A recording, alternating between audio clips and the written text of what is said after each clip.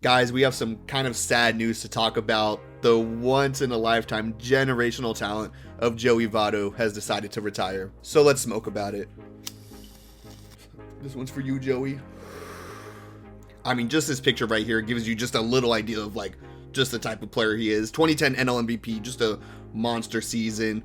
409 on base percentage. He got on base 40% of the time. Like that's still insane to me. 6-time All-Star, 920 OPS, 64.4 B WAR. Like he's a Hall of Famer for sure. Like no doubt in my mind, 100% a Hall of Famer. And he announced it in kind of like the most Joey Votto way possible. Like, that's it.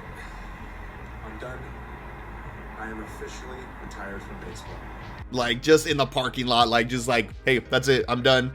Just straight and forward. He was always straight to the point with his words. Like you can go on this like long tangent. He always had the thing for going on long tangents, but he always had a point, you know. And this, you know, it was short and sweet, but he always got to the point, you know. And he wrote a beautiful essay right here. I'm not gonna go through it, but I encourage you guys to read it.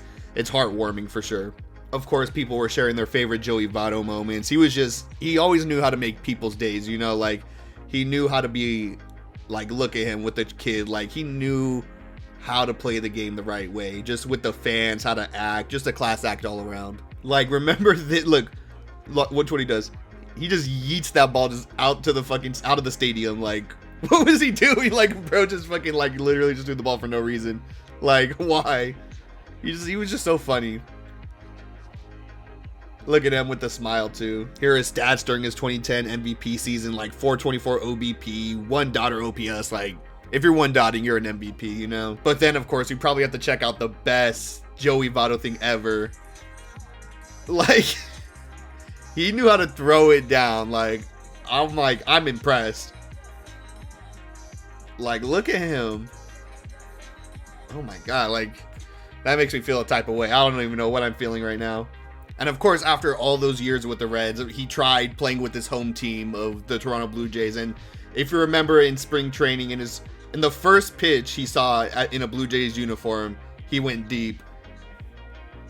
Like it went out. They called it a home run, it was so like just nice to see. Which is, he got injured after this, and he kind of like never recovered from this. But it was good that he was able to get a home run like in a Blue Jays uniform technically.